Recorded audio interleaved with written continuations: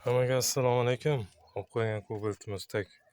Как всегда hamma detal kraskalangan. Buni kraskalamasa ham bo'lmas edi. Polностью yuvib tushirildi. Juda ham achinarli ahvolda edi.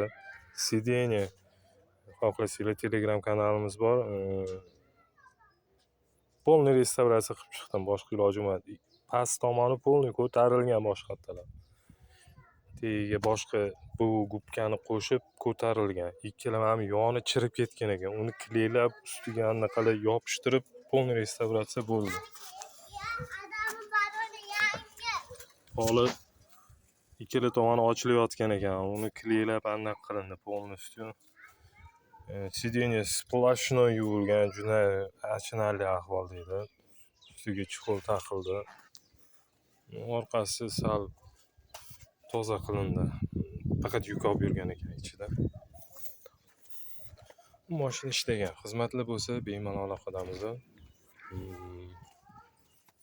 Yana patolog idealniy chiqarildi, idealniy.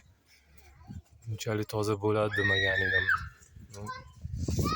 Chotki chiqarildi. Bardachog'gacha sepilgan.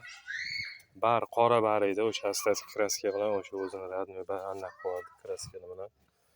Charchamanglar, salomat bo'linglar, всем удачи.